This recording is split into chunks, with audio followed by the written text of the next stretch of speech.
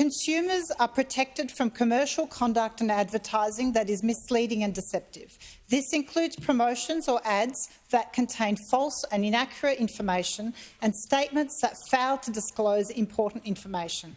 But nothing protects voters from misleading and deceptive political advertising. Will you support my bill or introduce legislation without delay to provide voter protections in political advertising consistent with existing consumer protections? The call to the Prime Minister.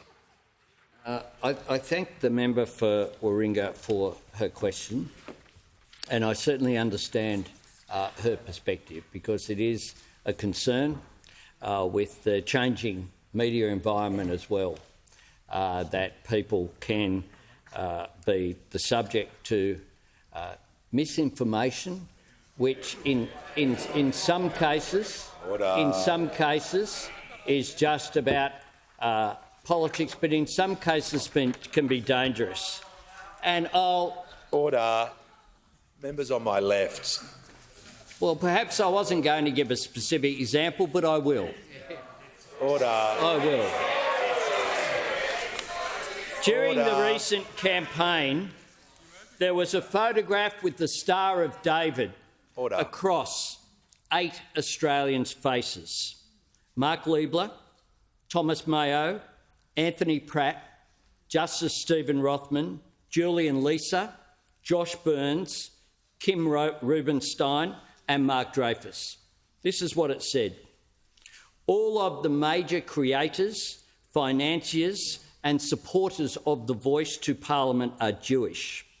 Ask yourself why 0.38% of Australia's population is using 3% as a battering ram against the rest of the country every single time, full stop.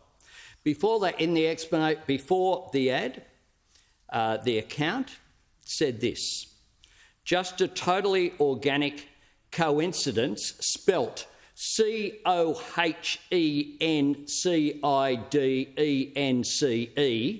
for the betterment of Australia, and totally not the latest chapter in the 1,000-year-old hate and attempted destruction of white people. Mr. Speaker,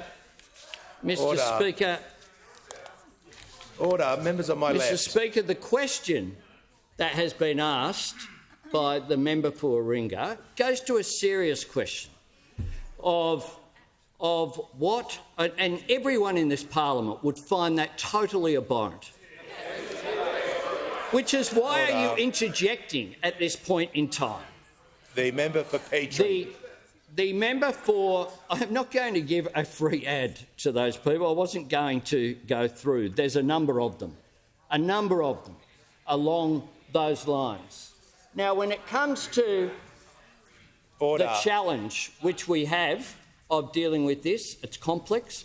You don't want to interfere with any freedom of expression, but you also want to make sure that elections can be held and democratic processes can be held in an appropriate way. Now, the minister is undertaking appropriate processes to deal with that, and I look forward to working with the member for Warringah